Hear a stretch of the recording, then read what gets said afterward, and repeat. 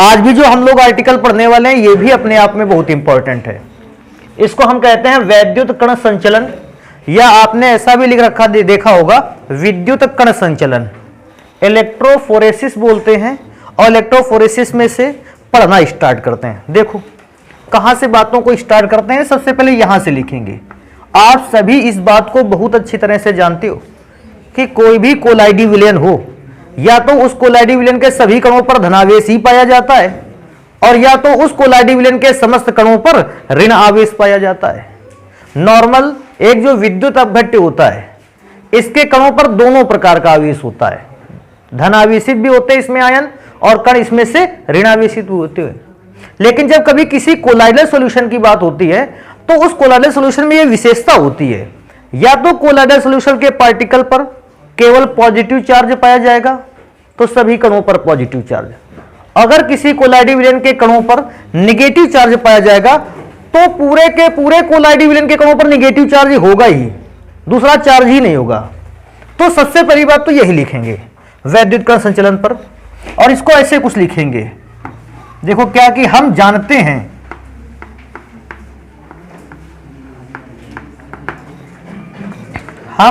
हैं कि किसी भी कोलाइडी विलयन के कणों पर या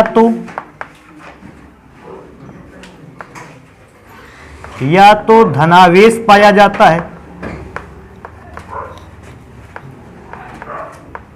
या तो धनावेश पाया जाता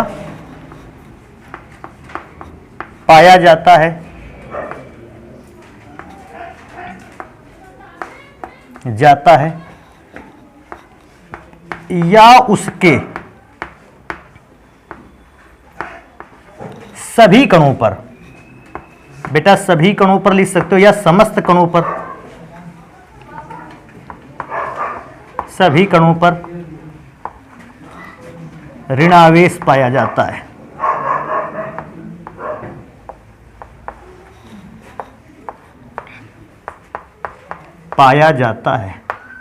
ऐसा मैं थोड़ी देर के लिए मान करके चल रहा हूं, मेरे पास एक कोलाइडी विलयन है और उस कोलाइडी विलयन के सभी कणों पर ऋण आवेश पाया गया है। देखो होता क्या है, अगर उस कोलाइडी विलयन के सभी कणों पर ऋण आवेश पाया जाता है तो हम उस कोलाइडी विलयन को इस यू आकार की नली पर क्या कर देंगे, भर देंगे। अगर यू आकार की नली पर आपने कोलाइडी विलयन को भर रखा है तो मुझे अब बना लेने चाहिए कुछ कोलाइडी कण। देखो मैंने यहां ये कोलाइडी कण बना रखे हैं, ये ऐसे कोलाइडी कण हैं जिनका आकार आप जानते होंगे, 1 नैनोमीटर से बड़ा है और 1000 नैनोमीटर से छोटा है। हमने केवल विलेय पदार्थ या परिचित प्रावस्था के कणों को दिखाया है, और ऐसा मैं मान रहा हूं कि इन सभी कणों पर ऋणावेश है। आप जानते हो होता क्या है, अगर हम इसमें एनोड और कैथोड की सहायता से या एक बाह्य विभव स्रोत की सहायता से विद्युत धारा को प्रवाहित कर देते हैं तो हमको देखने को क्या मिलता है, क्योंकि इन सभी कणों पर ऋण आवेश है, ये सारे के सारे जो कण होते हैं वो बैटरी के धनावेशित सिरे की ओर क्या करने लगते हैं, गति करते हैं। एक तो सबसे पहली बात, जितना भी पार्टिकल है वो सारा का सारा पार्टिकल क्योंकि निगेटिव चार्ज को कंटेन किए है, विद्युत धारा के प्रवाहित होने पर सारे के सारे कण जो हैं वो ऋणावेशित प्लेट से दूर भगते हैं और धनावेशित प्लेट के पास जाने लगते हैं। जितने भी कण हैं ये सारे के सारे कण जो हैं ये धनावेशित प्लेट की ओर जाने लगते हैं। क्या कोई व्यक्ति इस बात को भी समझ पा रहा है ये सारे के सारे पार्टिकल धनावेशित प्लेट की ओर ही क्यों जा रहे हैं? क्योंकि इन सभी कणों पर कौन सा आवेश है, ऋण आवेश है। तो ये अपने से विपरीत आवेशित प्लेट की ओर क्या करेंगे, भागेंगे। मैं सबका डायरेक्शन बना देता हूं, आप इतने ज्यादा कण मत बना लेना कि बाद में डायरेक्शन बनाते समय आपको बहुत अधिक टाइम लग जाए। तो सारे के सारे पार्टिकल इस धनावेशित प्लेट की ओर भागेंगे और जाके धनावेशित प्लेट की सतह पर क्या हो जाएंगे, चिपक जाएंगे, अर्थात अधिशोषित हो जाएंगे। इस प्रकार से आप कोलाइडी विलयन के समस्त धनावेशित कणों को क्या कर सकते हो, एक प्लेट की सतह पर अधिशोषित कर सकते हो। बेटा इस घटना को ही कहा जाता है वैद्युत कण संचलन। किसी कोलाइडी विलयन पर विद्युत धारा का प्रवाह कराते ही यह पाया जाता है कि समस्त कोलाइडी कण विपरीत आवेशित इलेक्ट्रोड की ओर क्या करने लगते हैं, गति करने लगते हैं। इस घटना को ही कहा जाता है वैद्युत कण संचलन। तो वैद्युत कण संचलन जान गए किसको कहते हैं? तो मैं एक काम कर देता हूं, सबसे पहले इसको लिख लेता हूं। यहां से लिखेंगे, क्या लिखेंगे? सबसे पहले किसी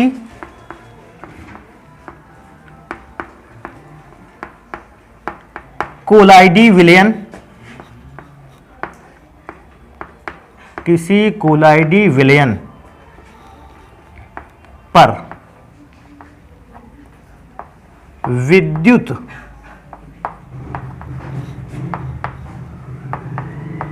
धारा को प्रवाहित करने पर, विद्युत धारा को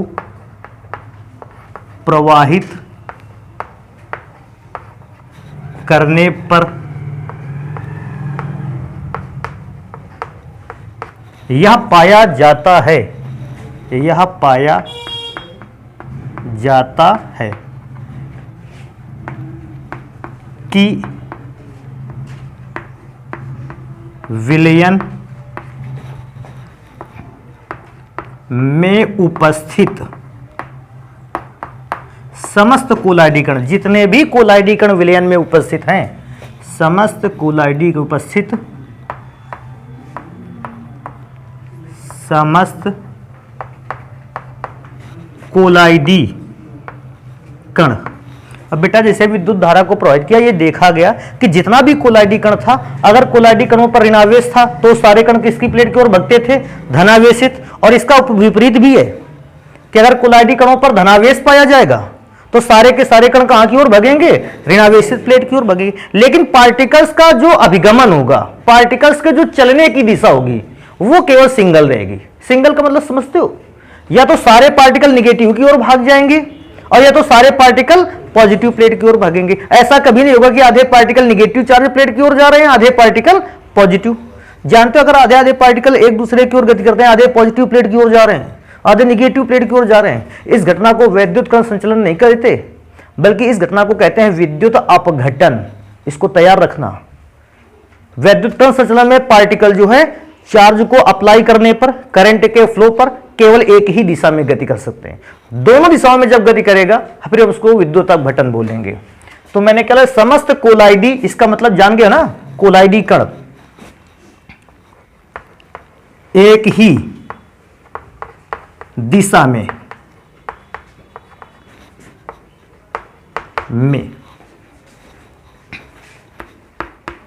गति करने लगते हैं। जितने भी कोलाइडी कण हैं वो सारे के सारे कोलाइडी कण एक ही दिशा में गति करने लगते हैं। कणों की इस गति को, कणों की इस गति को वैद्युत कण संचलन कहते हैं। वैद्युत कण संचलन बेटा नीचे लिखे देते हैं, देखो यहां कहते हैं। तो इस बात को ध्यान रखना कि अगर कोई कहे वैद्युत कण संचलन क्या है, आपने जो भी बात समझी है, आप मेरी लैंग्वेज मत लिखना, लेकिन आपने जो बात यहां समझी बस केवल आप उस बात को लिख कर आ सकते हो। अब देखो एक एग्जाम्पल भी लिखाते हैं, देखो कैसे। वैद्युत कण संचलन को तो जान जाएंगे, लेकिन एग्जाम्पल देख लेते हैं। बेटा देखो मैंने क्या कर रखा है, मैंने इस पे कोलाइडी विलयन जो ले रखा है वो आर्सेनियस सल्फाइड का है। अच्छा, आर्सेनियस सल्फाइड का जो कोलाइडी विलयन होता है, ये कोलाइडी विलयन होता है ऋणावेशित।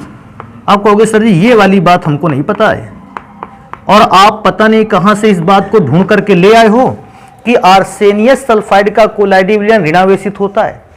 ना तो इस पर हमें कोई ऋण आवेश दिखाई दे रहा है, ना कोई हमें धन आवेश दिखाई दे रहा है। तो एक काम करेंगे, इस आर्टिकल को तो पहले पढ़ लेंगे, लेकिन फिर हम जल्दी ही इस बात को चेक करेंगे आखिर कोई भी कोलाइडी विलयन किस प्रकार का आवेश रखता है, आवेश क्यों रखता है, इस बात को भी पढ़ेंगे। लेकिन पहले बेटा आज हम लोग इस आर्टिकल को तो पढ़ लें, फिर हम बात करेंगे आवेश कब रखता है, कैसे रखता है, आखिर क्यों रखता है। तो अभी के लिए इतनी बात ध्यान रखोगे, आर्सेनियस सल्फाइड का जो कोलाइडी विलयन है वो कैसा होता है, ऋणावेशित।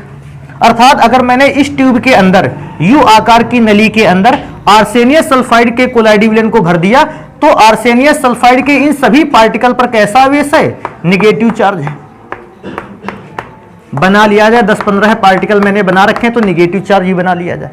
अब सभी इस बात को अच्छी तरीके से जानते हो, जैसे ही मैं विद्युत धारा का प्रवाह प्रारंभ करूंगा सारे के सारे पार्टिकल पर क्योंकि निगेटिव चार्ज है, ये सारे पार्टिकल कहां की ओर भगेंगे, पॉजिटिव प्लेट की ओर भगेंगे। और पॉजिटिव प्लेट पर क्या करना स्टार्ट कर देंगे, अधिशोषित होना, चिपकना स्टार्ट कर देंगे। एक समय ऐसा आएगा सारे के सारे कोलाइडल पार्टिकल इस सतह पर चिपक जाएंगे प्लेट की, और जैसे प्लेट पर की सतह पर चिपक जाएंगे अभिगमन क्या हो जाएगा, रुक हो जाएगा। अर्थात सारे कण तो यहां से निकल कर यहीं चिपक गए, तो वैद्युत कण संचलन भी क्या हो जाएगा, बंद। लेकिन जब तक गति करते रहेंगे पार्टिकल हम कहेंगे कि वैद्युत कण संचलन प्रारंभ है, चालू है, स्टार्ट है। तो एक काम कर लेते हैं, इस एग्जाम्पल को भी बताते हैं।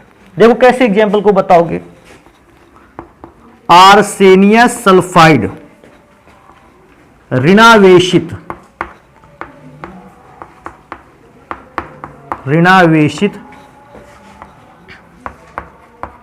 कोलाइडी विलयन है।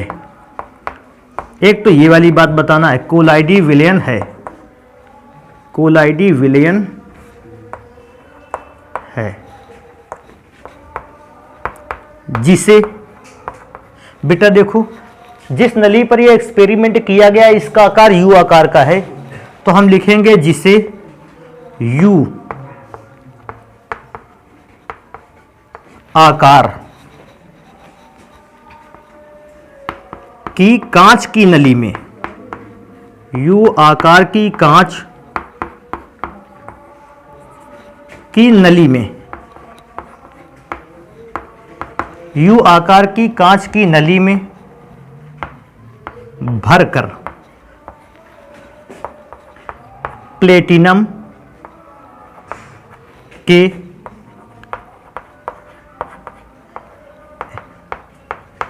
इलेक्ट्रोडों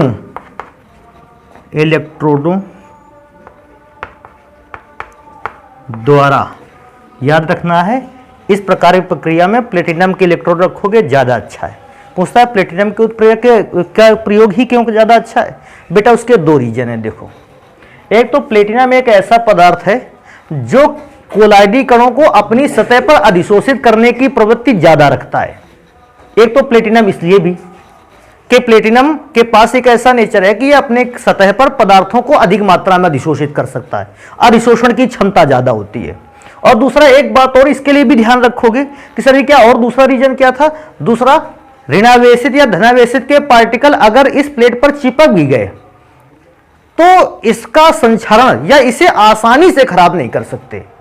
अगर आप लोहे की प्लेट को लगा दोगे तो ये जल्दी से खराब भी हो जाएगा।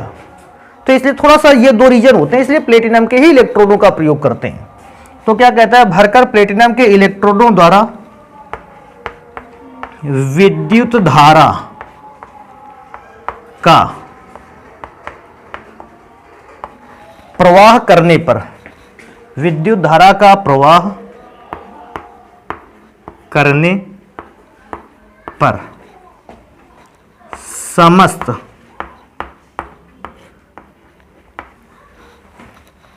कोलाइडी कण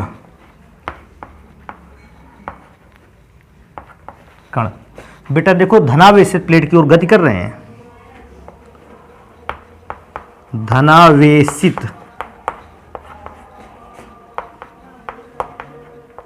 प्लेट की ओर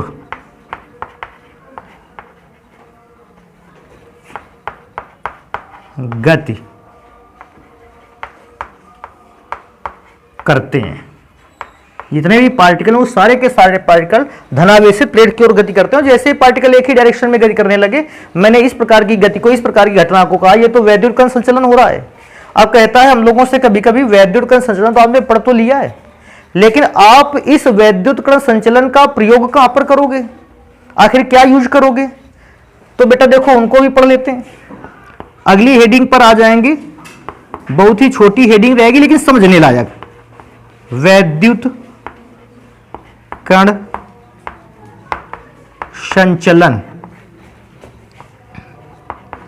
के अनुप्रयोग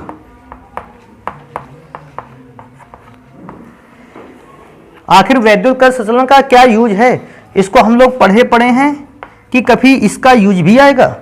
तो देखो कुछ बातों को समझो।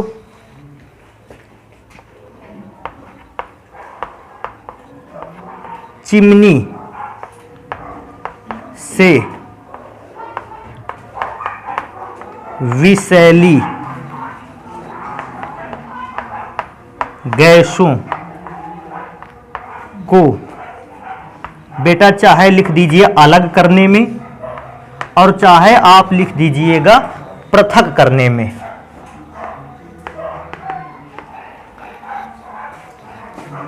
क्योंकि कई अनुप्रयोग है, नंबर 1 इसको डाल लेते हैं। तुमने चिमनी देखी है? चिमनियां, अरे यार फैक्ट्रियों में अगर आप देखे होंगे, फैक्ट्रियों के सामने से गुजरे होगे, आपने देखा ज्यादातर फैक्ट्रियों में एक बड़ा सा पाइप होता है, उससे धुआं निकला करता है। उस पाइप को जानते हो क्या कहते हैं? हाँ जानते हो तो यार, चिमनी उसको कहते हैं। कहाँ लिखा है? हाँ चिमनी उसको कहते हैं। हाँ बिल्कुल सही है। ईंट वाला जो भट्ठा होता है उसमें भी एक बहुत मोटा सा बड़ा सा पाइप जाता है ऊपर की ओर, और एक निश्चित ऊंचाई के बाद वो पाइप खुला छोड़ दिया जाता है। अच्छा, उस पाइप को एक निश्चित ऊंचाई तक ले जाना बिल्कुल जरूरी है। जानते हो चिमनी में से निकलता है धुआं, और धुआं कब बनता है? जब किसी ईंधन को जलाया जाता है। और जब भी किसी ईंधन को जलाया जाता है बेटा, उसमें से बहुत सारी हानिकारक गैसें भी बनती हैं। ऐसा नहीं कि सारी गैसें अच्छी हैं, बहुत सारी गैसें हानिकारक भी होती हैं। और वे हानिकारक गैसें जो हैं वो हम लोगों के लिए वायुमंडल में फैलने पर नुकसान भी पहुंचा सकती हैं हमें। तो चिमनियों में सबसे पहले एक सिस्टम तो ये रखा गया, चिमनी को सतह पर नहीं रखेंगे, चिमनी को पृथ्वी की सतह से कुछ ऊंचाई पर रखेंगे कि जो भी हानिकारक गैसें हैं वो ऊपर उड़ जाएं, बाहर की ओर जितना दूर हो सके उतना हो सके। क्योंकि अगर चिमनी की ऊंचाई आदमी से कम रखी जाएगी तो फिर ये सारा धुआं यहीं से फैला देना स्टार्ट कर देगी, बहुत सारे लोग इसके कांटेक्ट में आ जाएंगे और फिर नुकसान भी ज़्यादा होने वाला है। तो चिमनी हमेशा कहाँ रखी जाती है? ऊंचाई पर। और चिमनी से निकलते हैं बहुत सारी हानिकारक गैसें। जानते हो आप वैद्युत कण संचलन को अगर अच्छे ढंग से पढ़ चुके हो तो वैद्युत कण संचलन का प्रयोग करते हुए आप चिमनी से निकलने वाले धुएं से हानिकारक गैसों को, जहरीली गैसों को समाप्त कर सकते हो। कहोगे सर ये कैसे हो सकता है? तो भैया हम इस बात को बहुत अच्छी तरह से जानते हैं कि चिमनी से जो धुआं निकलता है उसमें जो विषैली गैसें होती हैं, अधिकांश विषैली गैसें ऋणावेशित कोलाइडी विलयन होती हैं या ऋणावेशित कोलाइडी कणों से बनी होती हैं। अब आप जानते हो चिमनी के ऊपर तुमको करना क्या होगा? चिमनी में आपको एक धनावेशित टर्मिनल से बांधते हुए एक प्लेट को चिमनी में क्या कर देना है? लटका देना है और उस पर धनावेश का प्रवाह कर देना है, या उसको बैटरी के धनावेशित सिरे से जोड़ देना है। अब बैटरी के धनावेशित सिरे से जोड़ने पर हुआ क्या? जो भी प्लेट आपने डुबा रखी है, जैसे ये प्लेट है, ये प्लेट आपने चिमनी पे बांध रखी है अंदर, तो इस पूरी प्लेट को धनावेशित तार से अगर जोड़ दोगे तो इस पूरी प्लेट पर कैसा आवेश फैल गया? पॉजिटिव चार्ज डिस्ट्रीब्यूट है पूरी तरीके से, बहुत अच्छे ढंग से। जो नीचे से हानिकारक गैसें आ रही हैं उन पर कौन सा आवेश है? ऋणावेश। तो सारी हानिकारक गैसें जिन पर ऋण आवेश है वो इस धनावेशित प्लेट की सतह पर क्या हो जाएंगी? चिपक जाएंगी, और वो सारी गैसें जो है इसी प्लेट द्वारा यहां रोक ली जाएंगी। जो गैसें हानिकारक नहीं है वो सारी गैसें कहां निकल जाएंगी? ऊपर। सेम प्रोसीजर हो जाता है दूसरे अदर हैंड पर। कैसे?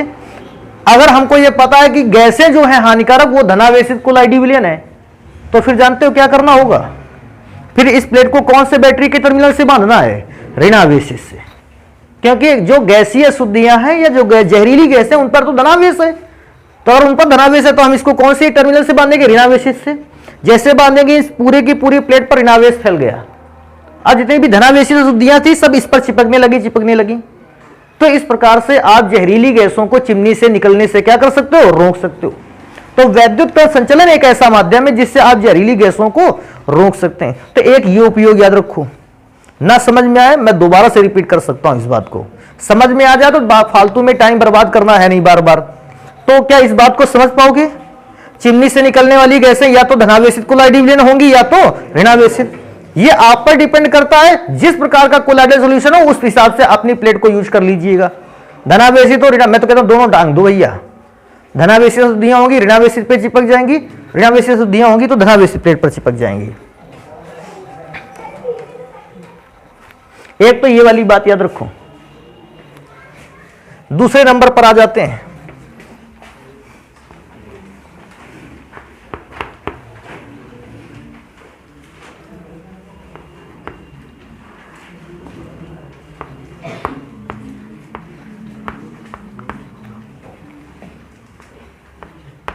गंदे जल से गंदगी को दूर करने में। अब कहता है गंदे जल से गंदगी को दूर करने में, यार ये गंदा जल कहां मिलेगा? किसी का ऑप्शन है कहता है तालाब में मिल जाएगा गंदा जल, नहीं। और बेटा कहां कहां गंदा जल मिलेगा? बेटा शहरों में तुमने एक नाम सुना होगा, सीवर लाइन, सुना है? इसका हाँ गंदा नाला जिसको कहते हैं। आप जानते हो आप वैद्युत कण संचलन की विधि से उस गंदे पानी को भी साफ कर सकते हो। किसी के दिमाग में बात आएगी अरे यार ये कैसी विधि है, खतरनाक है, इसको गंदे पानी को कौन यूज करेगा? सभी यूज करेंगे। एक बार साफ हो गया फिर सब यूज करेंगे, फिर सबके लिए वो पवित्र है। देखो ध्यान देना है, आप गंदे जल को ऐसे पाइप में से गुजारोगे जिस पे बहुत सारी प्लेटें लगी हुई हैं, क्योंकि हम जानते हैं कि गंदे जल में जो गंदगी के कण होते हैं उन पर होता है ऋणावेश, अर्थात गंदा जल एक प्रकार का ऋणावेशित कोलाइडी विलयन है जिसमें बहुत सारे गंदगी के छोटे छोटे ऋणावेशित कण पानी पर तैर रहे हैं।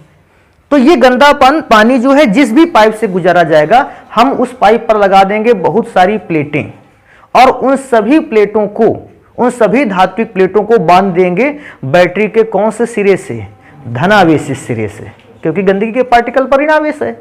जानते हो क्या होगा? जैसे ही पानी उस पाइप में से गुजरेगा गंदगी के समस्त पार्टिकल जो होते हैं वो गंदगी के पार्टिकल जा जाकर उसी प्लेट पर क्या होने लगेंगे? चिपकने लगेंगे। अगर गंदगी के पार्टिकल प्लेट पर चिपकने लगेंगे तो पाइप से गुजरने वाला पानी धीरे धीरे क्या होने लगेगा? शुद्ध होने लगेगा। तो गंदगी को भी हम आसानी से पानी से क्या कर सकते हैं? अलग। और ऐसे वैसे बहुत बहुत गंदे पानी को भी आप अलग कर सकते हो।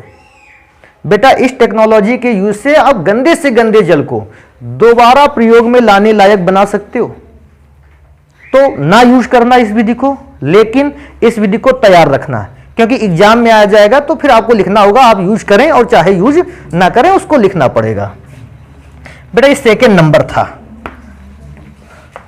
एक और चीज दिया याद रखना, लेटेक्स का हत्था चढ़ाने में। या बेटा ऐसा भी क्वेश्चन आता है, कहता है चाकू पर रबड़ का हत्था किस प्रकार से चढ़ाया जाता है? तो भैया चाकू पर रबड़ का हत्था किस प्रकार से चढ़ाया जाता है वैद्युत कण संचलन से? सुनो इस बात को, देखो यहीं पर स्टार्ट कर लेते हैं भैया। इसका ये तो चित्र नोट कर लिया होगा ना? हाँ, इस चित्र में सुधार करते हैं। हटाओ भैया ये वाली प्लेट, ये नोट को थोड़ी देर के लिए हटा लिया जाए। अब हम चाकू को लाए हैं, देखो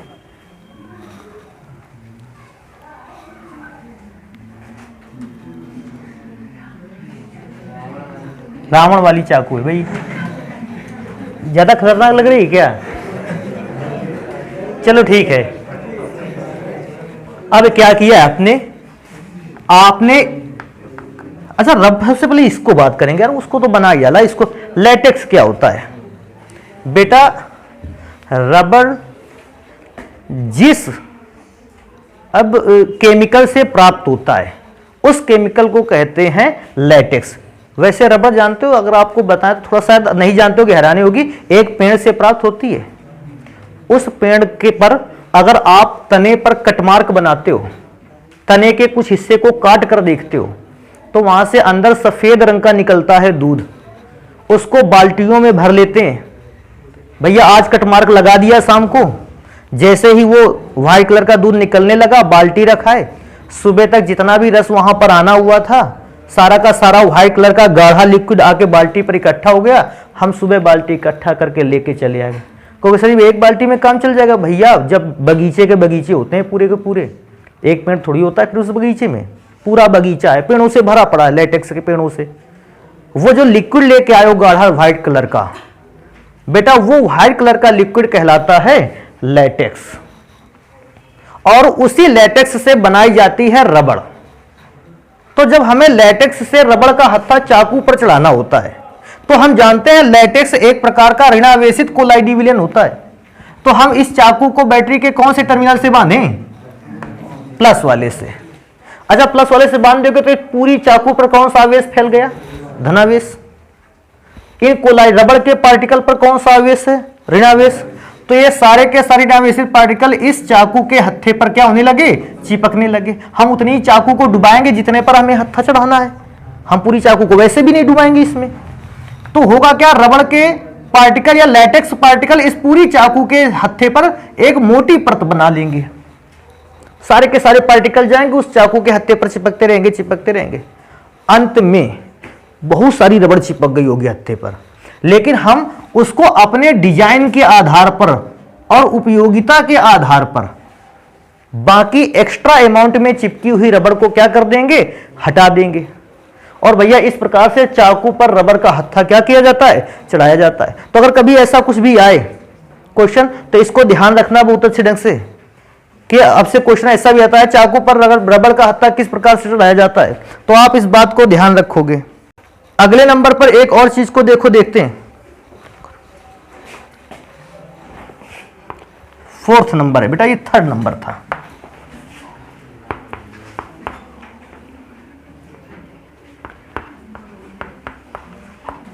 कोलाइडी विलयन से धातुओं को रंगने में, बेटा किसी किसी पदार्थ का जो कोलाइडी विलयन होता है वो कलरफुल होता है, अर्थात उस पर क्या होता है? कलर। अगर उस पर होता है कलर तो हम एक काम कर सकते हैं बेटा, जानते हो क्या काम कर सकते हैं? अगर मुझे पता चला कि मेरे पास एक कोलाइडल सॉल्यूशन है जिस पर कलर है और इस कलर को हमें किसी दूसरी धातु पर पेंट करना है, तो भैया अगर आपको कलर का पेंट किसी दूसरी धातु पर करना है तो एक विशेष प्रकार की विधि का प्रयोग करते हैं जिसको कहते हैं इलेक्ट्रोप्लेटिंग। और इलेक्ट्रोप्लेटिंग भी किस मेथड से की जाती है? वैद्युत कण संचलन से। अच्छा, होगा क्या, जैसे मुझे चाकू पर हत्था नहीं चढ़ाना है, मुझे चाकू के इस निचले हिस्से की रंगाई करना है। और यार ये छोड़ो इसको, दूसरा देखो विधि। चाकू आकू को रंग चुके भैया बहुत दिनों से।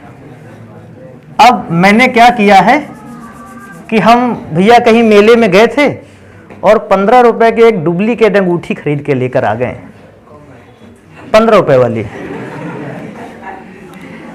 और हमको ऐसा लग रहा है कि हाँ, उस 15 रुपए वाली अंगूठी का जो कलर है वो छूटता चला जा रहा है, बिगड़ता जा रहा है। अब हमें ऐसा लगता है हम क्या करना चाहते हैं, उसको सोने की अंगूठी बनाना चाहते हैं। 2-4 पार्टियां निपट जाएंगी ऐसे। करना क्या है तुम्हें, लेकिन ये आप करोगे तो ज्यादा अच्छा रिजल्ट नहीं प्राप्त होगा।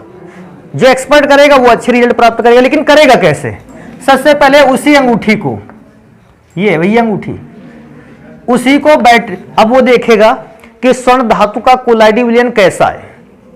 यदि स्वर्ण धातु का कोलाइडी विलयन धनावेशित है तो उस अंगूठी या उस छल्ले को कौन सी प्लेट से बांधना उचित रहेगा? ऋणावेशित। अगर स्वर्ण धातु का कोलाइडी विलयन ऋणावेशित है तो फिर आप उसको धनावेशित प्लेट के साथ बांधिएगा।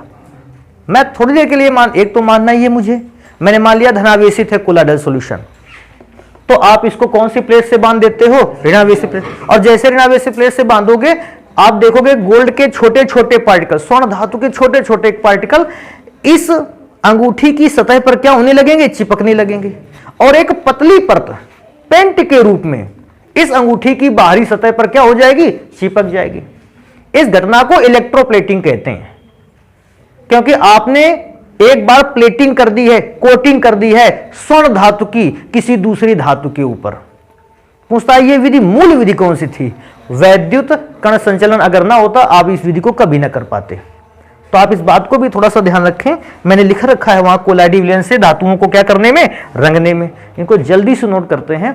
अब यार ये बात हम लोगों ने पढ़ लेनी चाहिए क्या, कि कोलाइडी विलयन के कणों पर आवेश कैसे होता है, कि धनावेश कैसे आता है, ऋणावेश, इस बात को जरा चेक कर लें, जल्दी से इसको नोट करते हैं। फिर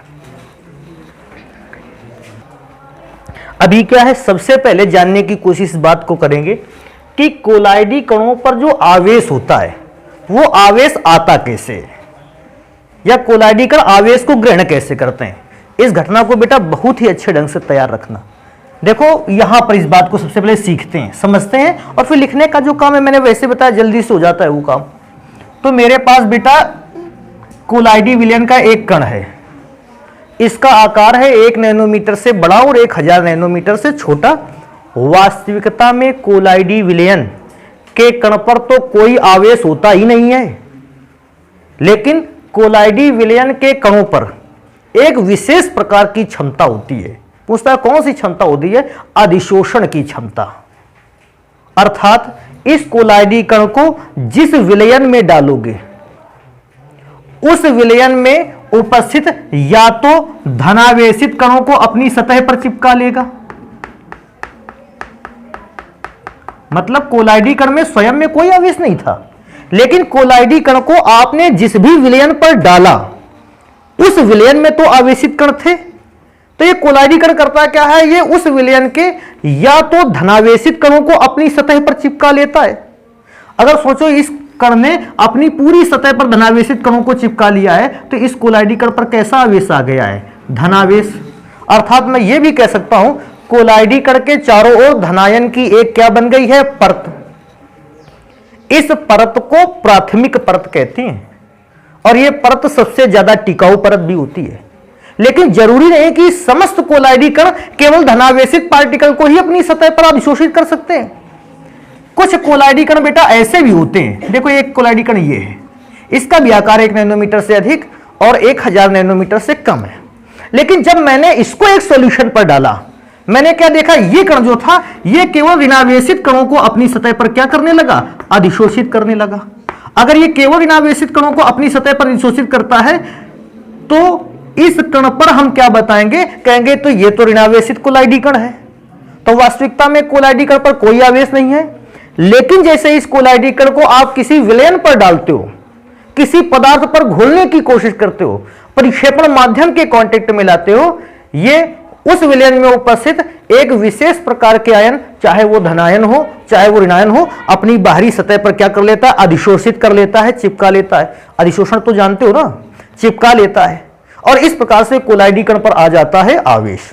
अगर वो धनावेशित आयनों को अपनी सतह पर चिपकाएगा, धनावेशित कोलाइडी विलयन बनाएगा। अगर ऋणावेशित आयनों को अपनी सतह पर चिपकाएगा तो ऋणावेशित कोलाइडल सॉल्यूशन बनाएगा। और ये भी कह सकते हैं कि कोलाइडी कण पर धनावेश है, और इसमें कह सकते हैं कि कोलाइडी कण पर कैसा आवेश है, ऋणावेश। तो समझ गए वास्तव में कोलाइडी कण पर कौन सा आवेश होता है, कोई नहीं। लेकिन जैसे वो परिक्षेपण माध्यम के कांटेक्ट में आता है या उस माध्यम में उपस्थित किसी ना किसी एक प्रकार के चार्ज पार्टिकल को अपनी सतह पर क्या कर लेता है, चिपका लेता है। तो सबसे पहली बात तो ये बात बतानी चाहिए कि पार्टिकल पर चार्ज कैसे आता है। जब किसी कोलाइडी कण का कोलाइडी विलयन बनाते हैं, जब किसी भी कोलाइडी कण का कोलाइडी विलयन बनाते हैं, यह कण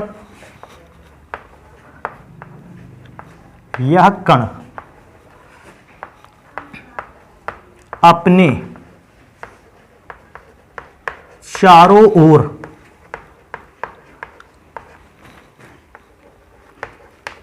किसी विशेष आवेशित आयन को, किसी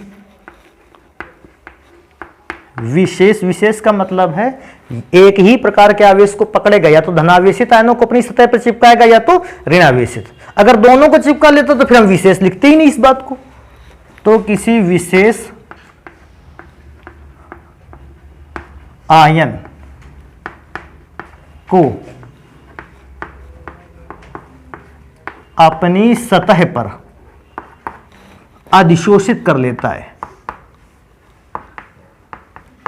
अधिशोषित कर लेता है।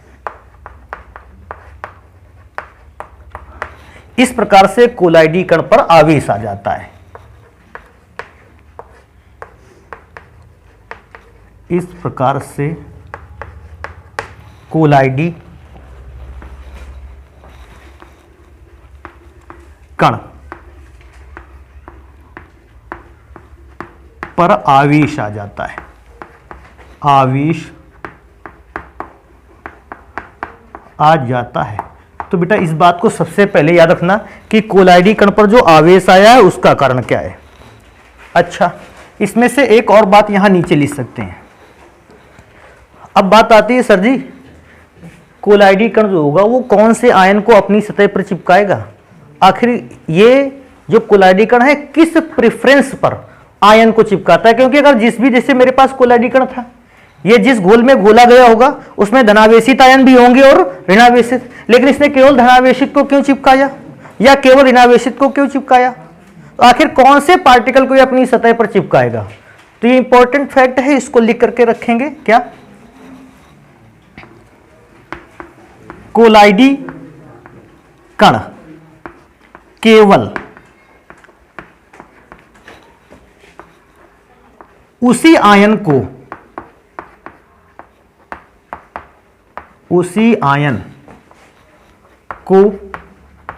अपनी सतह पर अधिशोषित करता है, अपनी सतह पर अधिशोषित करता है या चिपकाता है,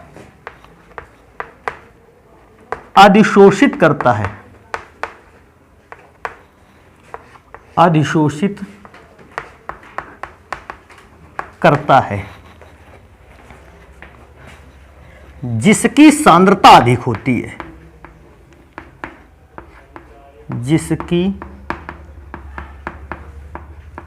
सांद्रता अधिक होती है। वैसे तो आप ये लाइन याद करके रखोगे, विलयन में जिस भी आयन की सांद्रता या कंसंट्रेशन की वैल्यू अधिक होगी, बेटा ये भी ध्यान देने वाली बात है, वही पदार्थ जो है वही आयन जो है सबसे पहले कोलाइडी कण की सतह पर अधिशोषित होगा।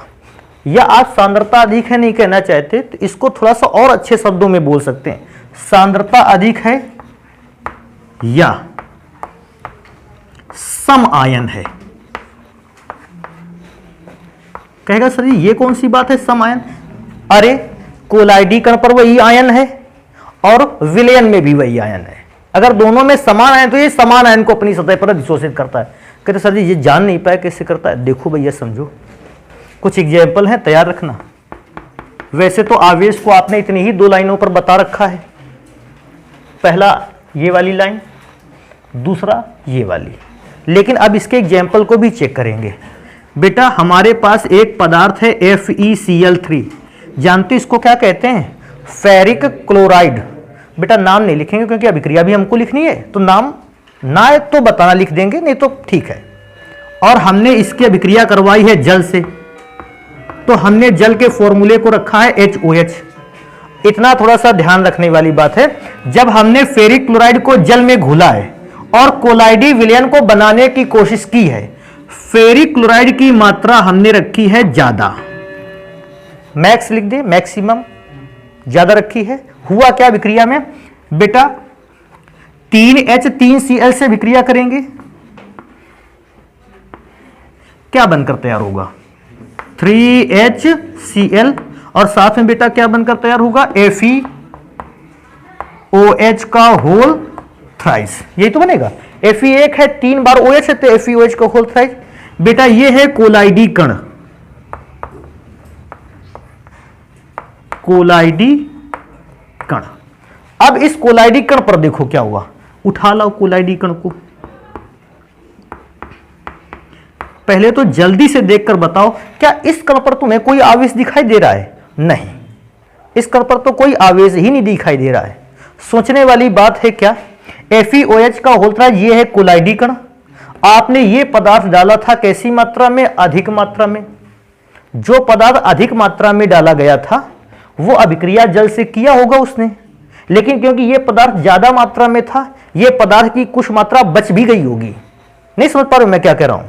अगर आपने जल को कम रखा था, FeCl3 को ज्यादा रखा था, तो अभिक्रिया के दौरान FeCl3 की कुछ मात्रा बच भी तो गई होगी, और वो बची हुई मात्रा यहां पर रखी है। अब बात ये आती है कि सर जी कौन सा आयन, क्योंकि देखो ये तो है कोलाइडी कण, इसको ढक लो भैया, ये है विद्युत अपघट्य या विलयन।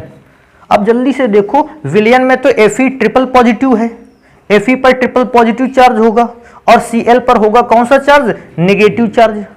तो अब आपको जैसे पूछे कि कौन सा आयन इसकी सतह पर चिपकेगा, Fe चिपकेगा कि Cl चिपकेगा, दोनों को ध्यान से देखो। या सम आयन है, वो आयन चिपकेगा जो दोनों में समान है। क्या जरा देखो, क्या Cl आयन इसमें है कहीं? नहीं। हाँ, लेकिन Fe है, तो Fe वाला आयन फिर इसमें चिपकेगा।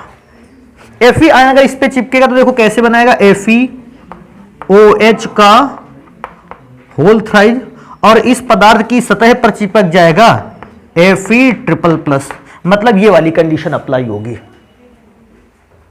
लेकिन अभी सोचने वाली बात है, अगर इस पर पॉजिटिव चार्ज आ गया है पूरी सरफेस पर, तो Cl माइनस चार्ज भी, ये भी शांत नहीं बैठेगा। अच्छा बताओ, अगर Fe ट्रिपल पॉजिटिव चार्ज की लेयर बन गई है, ये लेयर है Fe ट्रिपल पॉजिटिव चार्ज की, तो इस पूरी लेयर पर तो पॉजिटिव चार्ज है ना, तो अब ये Cl नेगेटिव चार्ज भी इसके ऊपर अपनी एक पतली परत बना लेगा, नहीं बना लेगा? सोचो अगर खुद इसकी चारों ओर इस कोलाइडल पार्टिकल के चारों ओर पॉजिटिव चार्ज लेयर है, तो बेटा नेगेटिव चार्ज पार्टिकल भी कब तक बैठेगा? सोचेगा नेगेटिव चार्ज हमारे पास है, Fe पर पॉजिटिव चार्ज है, हमें Fe के ऊपर चिपक जाना चाहिए था, और इसके ऊपर एक और लेयर बन जाएगी Cl नेगेटिव चार्ज। तो लेयर एक नहीं बल्कि कितनी बनती है? दो। पहली जो लेयर बनी है ये प्राथमिक लेयर है, टिकाऊ लेयर है, और दूसरी जो लेयर है ये टिकाऊ नहीं है, सेकेंडरी लेयर है। दूसरी परत जो होती है टिकाऊ नहीं रहती। तो इस बात को याद रखोगे, जो Fe की परत है इसको जानते हो कौन सी परत बोलते हैं? प्राथमिक परत। ये कैसी होती है? स्थायी। टिकाऊ हम लोग शब्द बोलते हैं, टिकाऊ को मतलब जानते हो ना, स्थायी, स्टेबल होती है। ये दूसरी परत है, इसको हम लोग बोलते हैं विसरित परत, या इसको बोलते हैं गतिशील परत। गतिशील परत का मतलब ये परत चिपकी भी रहेगी, जो सेकंड लेयर है ये हो सकता है इस पे चिपकी भी रहे, इससे छूट भी जाएगी, फिर चिपक जाएगी, फिर छूट जाएगी। तो सेकंड लेयर जो है वो टिकाऊ नहीं है, तो गतिशील परत। और चाहो तो इसको लिख सकते हो, ये स्थायी नहीं है, ये कैसी है? अस्थायी। तो एक तो इस बात को याद रखोगे। एक काम करेंगे बेटा, एक एग्जाम्पल तो ये हो गया, अभी एक एग्जाम्पल को यहां टाइम लगा के इसको भी लिखते हैं। देखो अगला कोलाइडल सॉल्यूशन देखो कौन सा है हमारे पास, AS2 आर्सेनियस ऑक्साइड का केमिकल है, AS2O3। बेटा हमने इस पर मिलाया है हाइड्रोजन सल्फाइड को, समझ लेना अभिक्रिया। वैसे तो एक एग्जाम्पल लिख करके आओगे पूरा नंबर मिलेगा, लेकिन एग्जाम्पल और भी तैयार रखो, उससे फायदे में रहोगे कई चीज़ों पे। एक एग्जाम्पल थोड़ा सा भी कम समझ में आ रहा, सर दूसरे वाले को यूज कर लेंगे।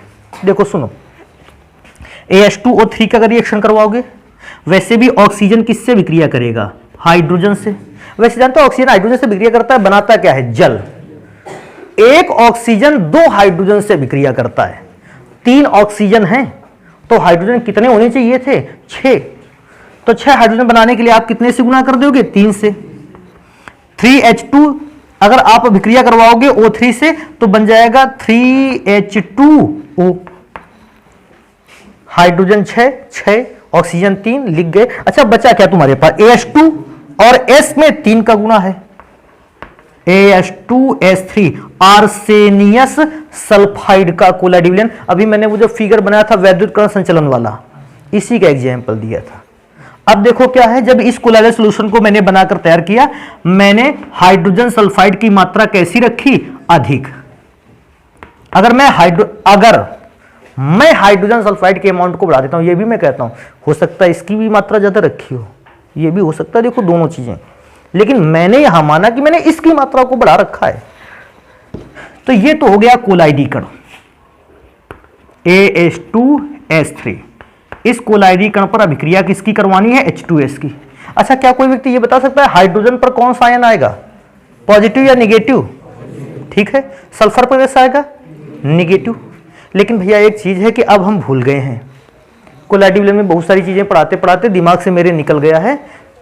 तुमको सोच समझ करके ये बताना है, हाइड्रोजन लेयर के फॉर्म में इसकी सतह पर चिपकेगा कि सल्फर लेयर के फॉर्म में इसकी सतह पर चिपकेगा? समझ में आ रहा है? सल्फर चिपकेगा। सल्फर कैसा चार्ज रखता है? निगेटिव। पूछता है क्यों निगेटिव चार्ज रखता है? इधर देखो, सल्फर का परमाणु क्रमांक 16, इलेक्ट्रॉनिक विन्यास 2,8,6। अंतिम कक्षा में इलेक्ट्रॉन कितने हैं? 6। बनाने कितने हैं? 8। तो ये 2 इलेक्ट्रॉन को क्या करेगा? ग्रहण। और ग्रहण करेगा तो कैसा चार्ज बनाएगा? निगेटिव। तो सल्फर का निगेटिव चार्ज पार्ट इसकी सतह पर चिपक जाएगा। मतलब आप कहना चाहते हो H2S3 है, इसकी सतह पर सल्फर निगेटिव चार्ज वाला पार्ट चिपकेगा। तो जब H2S3 की सतह पर सल्फर का निगेटिव चार्ज चिपकेगा, जानते हो कौन सी कंडीशन है ये? दूसरी वाली। अच्छा, जानोगे कि अब सल्फर की जैसे निगेटिव चार्ज प्लेट एक परत बन गई है, तो ये निगेटिव चार्ज परत अब हाइड्रोजन को अपनी ओर खींचेगी, इसलिए सल्फर की परत के ऊपर हाइड्रोजन भी एक और परत बना लेगा। लेकिन एक बात सोचने वाली है, हाइड्रोजन की जो परत बनेगी ये द्वितीयक परत है, विसरित परत है, ये टिकाऊ नहीं है, ये छूट भी सकती है, बची भी रह सकती है, छूट भी सकती है। लेकिन सल्फर की जो लेयर है वो कोलाइडल सॉल्यूशन पर बनी रही। तो जरा बता सकते हो कि सल्फर की जो मेन लेयर है वो तो पहली वाली है, उसने कैसा चार्ज बना रखा है? निगेटिव। इसलिए दिया गया कोलाइडी विलयन नेगेटिव कोलाइडल सॉल्यूशन है, या जिसको कहते हैं ऋणात्मक कोलाइडी विलयन है। तो ऋणात्मक कोलाइडी विलयन और धनात्मक कोलाइडी विलयन की पहचान इस प्रकार से कर सकते हो। और क्योंकि अभी मेरे पास थोड़ी सी जगह है, हाँ, एक और चीज की पहचान कर सकते हैं। देखो यहां मेरे पास एक पदार्थ, एक एग्जाम्पल समझ लीजिए और है, और ये एग्जाम्पल इन दो को चाहे भूल जाना, इसको याद कर लेना। अच्छा, भूलोगे काहे? अभिक्रिया काहे से होनी है? KI से। जानते हो बनता क्या है? K अभिक्रिया कर लेता है किससे? NO3 से। तो एक पदार्थ तो बनाकर तैयार कर देता है KNO3, और बेटा यहां पर मेरे पास क्या बचता है? Ag एक तो, और दूसरा क्या बचता है? I। ये सिल्वर आयोडाइड का कोलाइडल पार्टिकल है, जिसको मैंने गोले के अंदर बंद किया। ये नहीं है कोलाइडल सॉल्यूशन, ये है कोलाइडल सॉल्यूशन। तो मैं याद देखो लिख लेता हूं AgI। अब मैं आपसे पूछता हूं एक एक कंडीशन, अगर मैं KI की मात्रा को ज्यादा ले लेता, ये मैक्स अमाउंट में कर लेता, तो KI से विक्रिया करवाते, K पर पॉजिटिव चार्ज, I पर नेगेटिव चार्ज। क्या कोई व्यक्ति ऐसा भी बता सकता है कि कौन से पदार्थ की प्राथमिक लेयर बनती? आयोडीन की कि पोटेशियम की? आयोडीन की। AgI पर आयोडीन की पहली लेयर बनती, और इसके बाद दूसरी लेयर बनती का है कि पोटेशियम की। लेकिन पहली ही लेयर टिकाऊ होती है, सेकेंडरी लेयर को आप नहीं पढ़ते हैं। मैंने क्या बताया था एक दिन पहले भी कि कोलाइडल विलयन पर 2 परतें जरूर बनती हैं। सेकेंडरी लेयर को इंटरमीडिएट कोर्स में कोई ज्यादा डिस्कस करता नहीं, फालतू में कहता है इधर डिस्कस नहीं रखेंगे, इधर प्राइमरी लेयर को रखेंगे। अच्छा, डिमांड में भी वही होती है प्राइमरी लेयर, सेकेंडरी लेयर की डिमांड में भी नहीं होती, तो भैया उसको हम लोग ज्यादा बताते भी नहीं। लेकिन जब भी जरूरत होती है उसको भी ढंग से ही पढ़ते हैं। बेटा हो सकता है आपके मन में ऐसा विचार आए, क्या विचार आए कि AgI तो आपने कोलाइडल पार्टिकल ले लिया, आप KI की मात्रा को नहीं बढ़ाना चाहते थे, आप किसकी मात्रा को बढ़ाना चाहते थे? AgNO3 को। Ag पर पॉजिटिव, NO3 पर निगेटिव चार्ज। क्या बोलते हो AgI पर इस बार कौन सी लेयर चिपकेगी? पहले Ag की, सम आयन। तो AgI पर इस बार Ag की लेयर सबसे पहली परत के रूप में चिपकेगी, और सेकेंडरी लेयर के फॉर्म में बेटा कौन चिपकेगा? NO3। तो जिसको नहीं दिखाई पड़ रहा है वो वहां क्या लिखेगा? NO3। NO3 को वहां लिखोगे। अच्छा, वैसे बता सकते हो ये कोलाइडल सॉल्यूशन कैसा था? Negative charge colloidal solution. ये कौन सा था? पॉजिटिव चार्ज, पहली लेयर को देखना, सेकंड लेयर को मत देखना। तो हर एक धनावेशित कोलाइड पार्टिकल कोलाइडी सॉल्यूशन के पर एक दूसरी परत बनी होती है जो ऋणावेशित होती है, और हर एक ऋणावेशित के ऊपर भी एक परत बनी होगी जो कैसा आवेश रखेगी, पॉजिटिव चार्ज। तो भैया ये है कोलाइडी कणों पर आवेश नाम का आर्टिकल, जो आपको, मुझे ऐसा लगता था कि 3 एग्जाम्पल के थ्रू आपको इतनी बातें पता होनी चाहिए थी। तो इसको नोट कर लेंगे। देखो क्या करता है कि कोर्स में कभी कभी या एग्जाम में हम लोगों को दे देता है बहुत सारे कोलाइडी विलयन लिख के, इतने एक साथ लिखे नहीं मिलेंगे, 4 या 5 लिखे हुए मिलते हैं। उनमें से कहता है छांटिए कि धनावेशित कोलाइडी विलयन कौन से हैं और ऋणावेशित कोलाइडल सॉल्यूशन कौन से हैं। तो बेटा अगर क्या करेगा कि अगर आपसे कोलाइडी विलयन के प्रकार पूछ लेता है, आप इनको थोड़ा सा याद रखोगे, बहुत ज्यादा ध्यान नहीं देने की जरूरत है, थोड़ा सा ही इसको पढ़ोगे 1-2 बार, पूरी तरीके से समझ में आ जाएगा। पहले पढ़ेंगे कि धनावेशित कोलाइडी विलयन में किसका किसका नाम आता है। फेरिक हाइड्रोक्साइड एक प्रकार का धनावेशित कोलाइडल विलयन है। एल्यूमिनियम का हाइड्रोक्साइड ये भी एक प्रकार का धनावेशित कोलाइडल सॉल्यूशन है। एक आता है मेथिलीन ब्लू, नीले कलर का कोलाइडल सॉल्यूशन होता है, अरे तभी इसका नाम भी है मेथिलीन ब्लू, ये भी धनावेशित है। बिस्मार्क ब्राउन, ब्राउन कलर का कोलाइडल सॉल्यूशन होता है, पीले भूरे रंग का कोलाइडल विलयन, इसलिए इसका नाम है बिस्मार्क ब्राउन। कहता है अम्लीय माध्यम में अगर आप जिलेटिन को रख देते हो तो अम्लीय माध्यम में रखा हुआ जिलेटिन भी एक कोलाइडल सॉल्यूशन का कार्य करता है, और ये कोलाइडल सॉल्यूशन होता है धनावेशित। लास्ट में हीमोग्लोबिन, जिसको HB भी लिखते हैं, हीमोग्लोबिन भी एक धनावेशित कोलाइडल विलयन है। अब आ जाते हैं ऋणावेशित कोलाइडल विलयन। स्वर्ण धातु का कोलाइडल विलयन, चांदी का कोलाइडल विलयन, प्लेटिनम का कोलाइडल विलयन, आर्सेनिक के सल्फाइड का कोलाइडल विलयन, इसको क्या कहते थे, आर्सेनिक एंटीमनी, आर्सेनिक एंटीमनी के सल्फाइड का कोलाइडल विलयन भी ऋणावेशित होता है। कैडमियम का सल्फाइड कोलाइडल सॉल्यूशन भी ऋणावेशित होता है। स्टार्च भी एक ऐसा कोलाइडल सॉल्यूशन है जो ऋणावेशित होता है। अब स्टार्च जानते हो ना, आलू के जब कच्चे आलू के चिप्स आपने काटे होंगे, चिप्स को काटने में उसमें से कुछ लिबलिबा पदार्थ मिला होगा, वो स्टार्च ही तो है जो कोलाइडल सॉल्यूशन के फॉर्म में रहता है। कहता है मिट्टी जो होता है या धूल जो है, ये भी एक ऋणावेशित कोलाइडल सॉल्यूशन है। धुआं भी एक ऋणावेशित कोलाइडल सॉल्यूशन है। रेत भी एक कोलाइडल सॉल्यूशन है ऋणावेशित, और रक्त भी ऋणावेशित कोलाइडल सॉल्यूशन है। कुछ लोगों के बात ये दिमाग में शायद है कि परेशानी उत्पन्न करे, सर जी हीमोग्लोबिन धनावेशित है और रक्त ऋणावेशित, तो ये भी ध्यान रखो, हीमोग्लोबिन अलग बात है, अलग केमिकल कंपाउंड है, रक्त अलग ही प्रकार का पदार्थ है। रक्त के अंदर बहुत सारे कंपोनेंट पाए जाते हैं, उन बहुत सारे कंपोनेंट में एक कंपोनेंट कौन सा है, हीमोग्लोबिन। ये कंपोनेंट धनावेशित है, लेकिन मैंने बताया रक्त में तो और भी बहुत सारे कंपोनेंट हैं। उन सारे कंपोनेंट को मिलाकर जब रक्त बना तो वो रक्त है ऋणावेशित कोलाइडल विलयन।